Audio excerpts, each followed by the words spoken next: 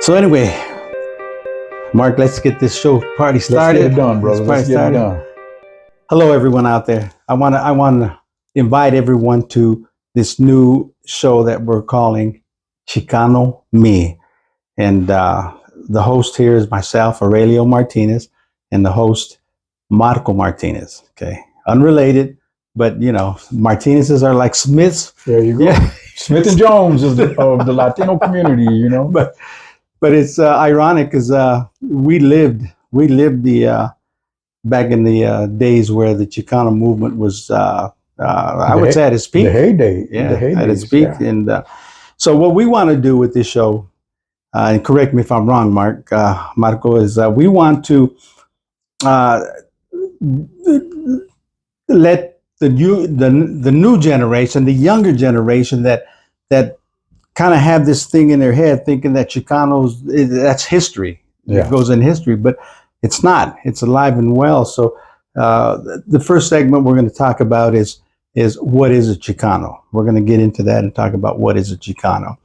And then in the second segment, we'll talk about the movimiento, the Chicano movimiento in Denver, here local in Denver. So we want to do this. And Mark, these, you can't touch on something like that in a 15-minute segment, but we can get it started. We can get it started. And we want all y'all. We're planting the seed, people. We're planting the seed. We want your opinions. We want your comments. We want you to suggest something that we should address in the Chicano movement or the Chicano people as well. We'll start talking about to kind of get either your blood boiling or whatever, huelga, yeah. So yeah, that's why I wore my mag hat, just in case y'all wondering what's up, Yeah. So we want your blood to boil. We want you to question. We want you to be participating in making the necessary changes that are important for our people. Yeah. We think if we get you interested in understanding what a Chicano is, you'll get involved. And we can kind of bring the Chicanos back to the younger generation, so that they can use. So let's get started and address that very question, Marco. What is a Chicano? Okay, I think one of the things that we should address first is a little of our own background. I'm 68 years old.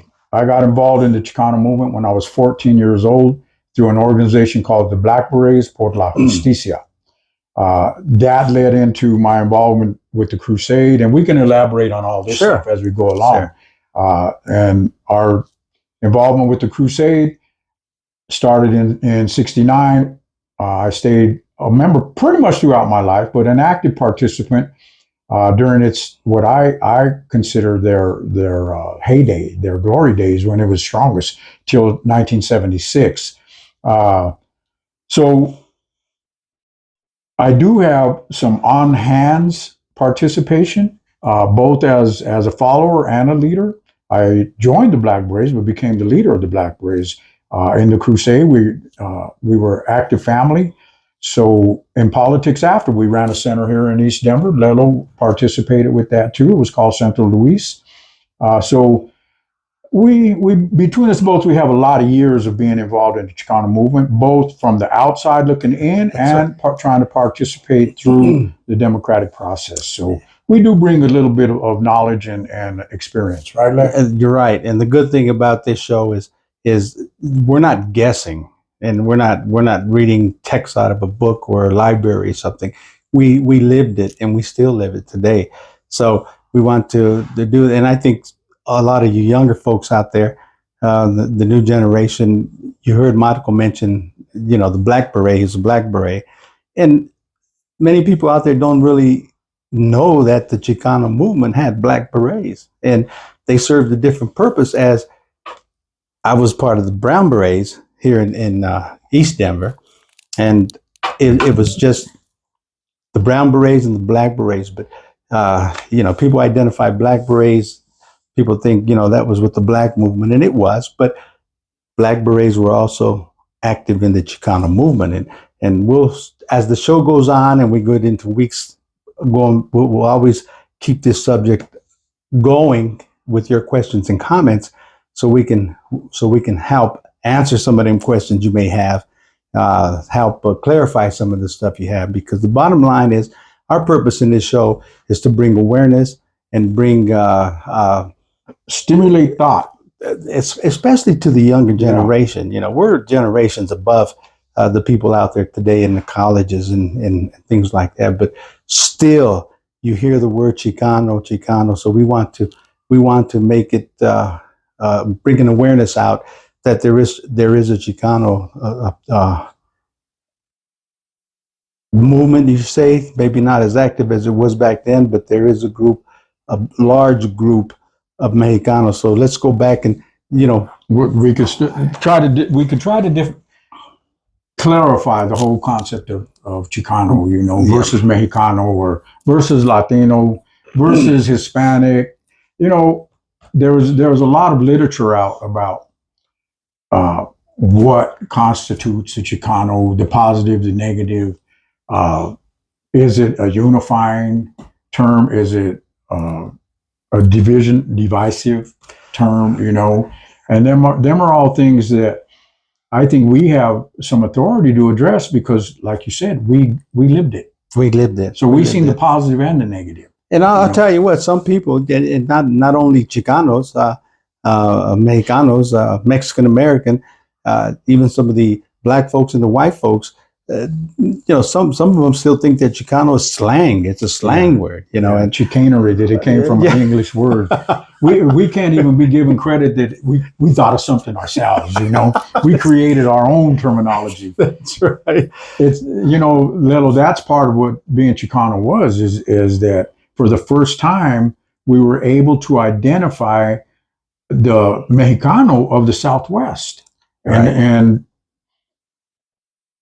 we had been ostracized and under the boot of the occupiers, which is the United States, because the Southwest was legally known as Mexico. It was Mexico. Yeah. So,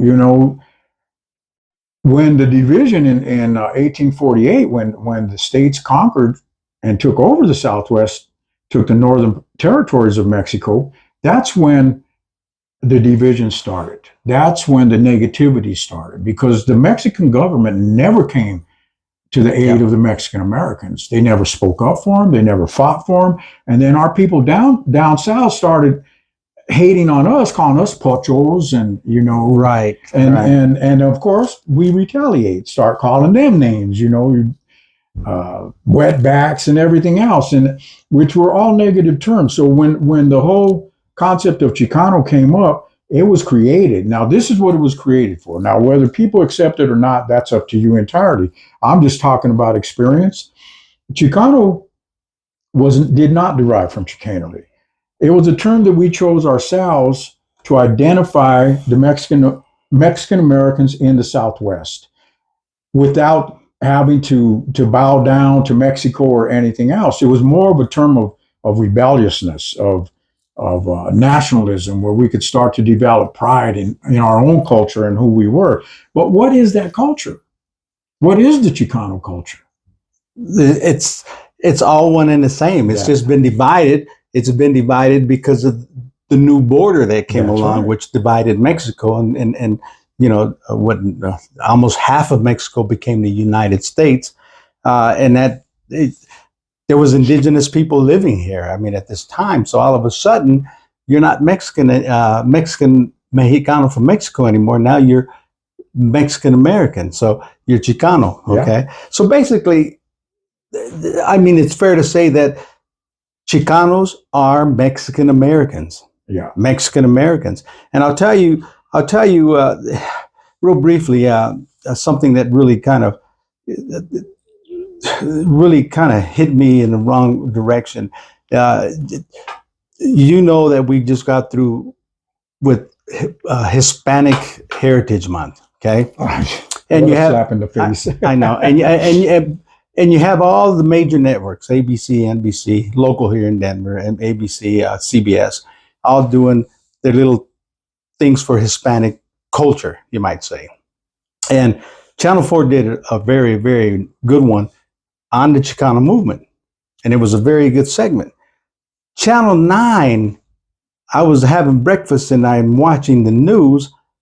And Channel 9, all of a sudden, I hear these words is Hispanic Latino shame. Okay. Did that come on the news flash too? Didn't it? Yeah, it was actually a segment on.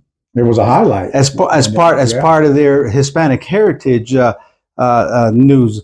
But anyhow, and what the whole segment was about how Mexicans here in the United States were shamed because they can't speak Spanish. Okay.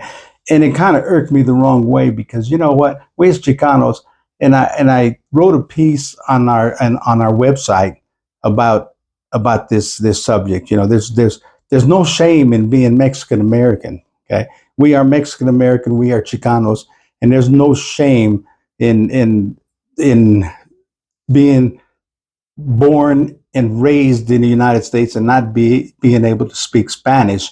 I have kids and grandkids that don't speak Spanish. A lot of my friends that I went to school don't speak Spanish, and there's no reason to be ashamed. But this is the kind of mud that they sling at our people. And you know, Lilo, I think we really should explain also why don't we speak Spanish? And it's not a simple answer, but our parents, if they spoke Spanish, they got punished for it. Absolutely. You know, and it was a derogatory thing to speak our own language. Well, they were chastised. Yeah, you don't speak Spanish, so our parents refrain from teaching us and back the in language. Days, they had corporal punishment. You know, a ruler over the hands, or get out of the class, or you can't come to the school if you do that kind of stuff. I mean, it was an ugly time, and obviously it after generations and generations that went through, this is what we have, you know. And that's where the Chicano movement came in. Absolutely, you know, and that's why I say Chicano. Basically, a Chicano, a Mexicano, whatever you want to call yourself, we're a mestizo race. Absolutely. And that goes from here all the way down to Central and South America, Puerto Rico. That's our commonality, is that we're a mestizo race. And a mestizo race basically means mixed race.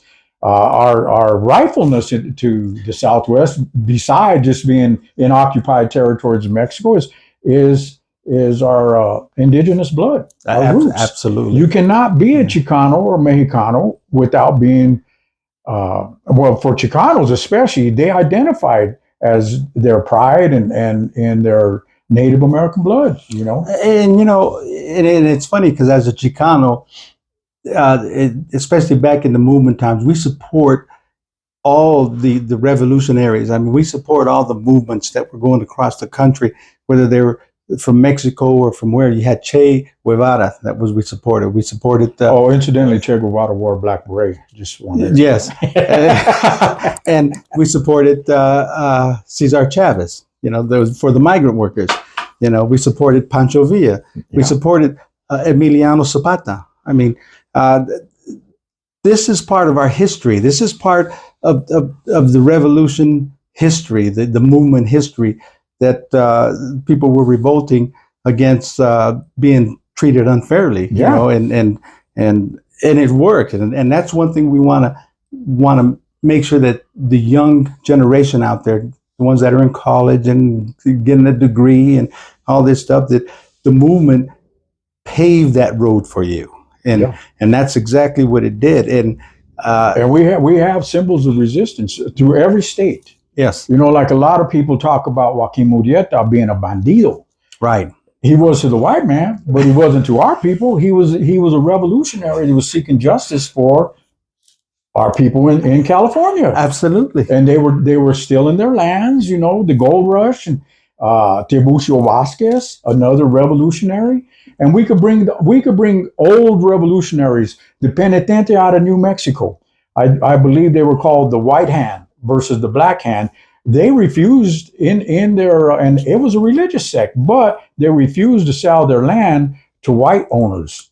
Their Yes. nationalism was Yes. still, they had to protect their own. And if you research anything, any of the history of our people, you're going to find there's been resistance since 1848.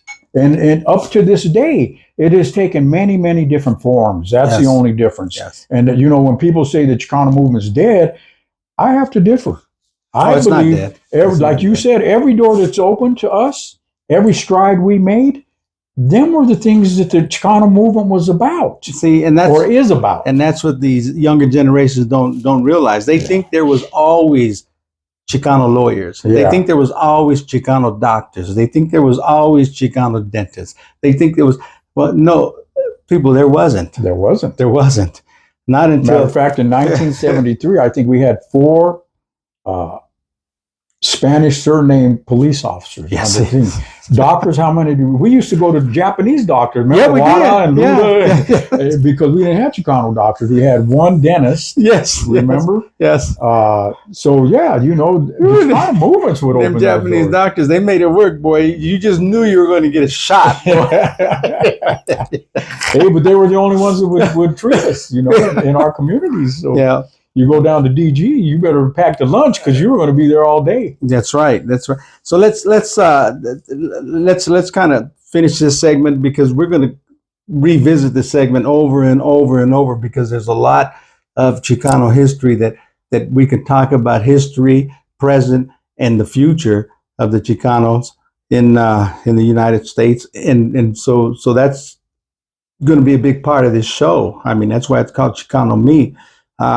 Because we remember back growing up, we always had that group of Mexicano Chicanos that would say, "No, I'm Spanish American." Okay, and then you touched off on a little bit where now they say Hispanics, and they say Latinos, and they say, and I never understood why Hispanics even came about, because isn't Hispanics the same thing as Latino?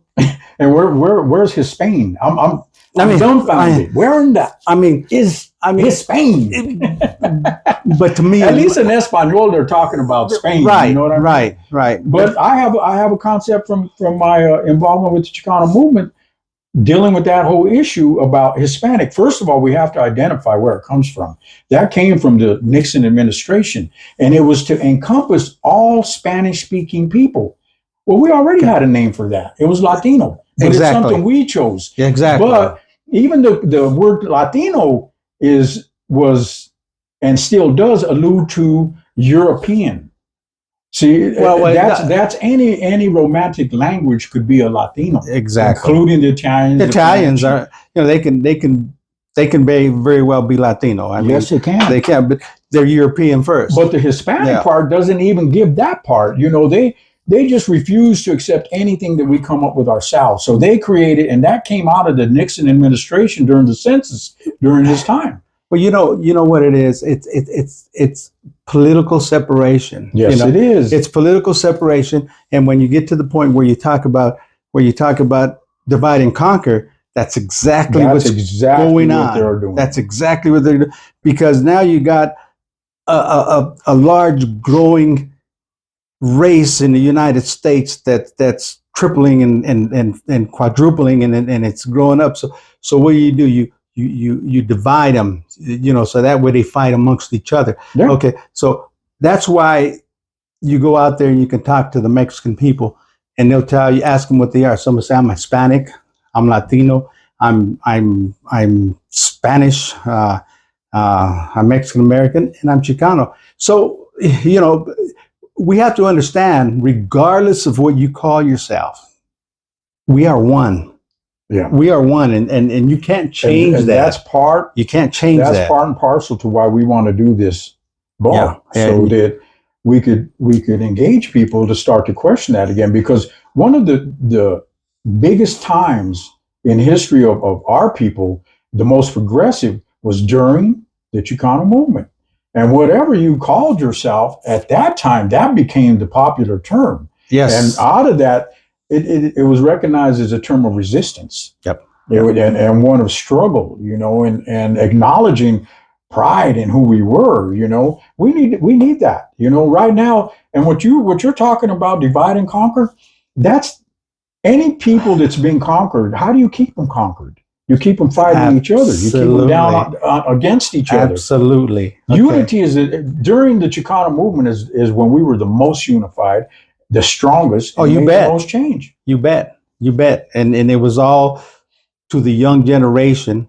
Like we were going to West High School. We had the riots of West High School, and now we're all our age now. And we have to have the younger Mexicanos follow and stay proud of who they are and what they are. As a matter of fact, if any of the young generations out there listening, or anyone, because I heard another term where there was a whole group of people now calling themselves the Latinx.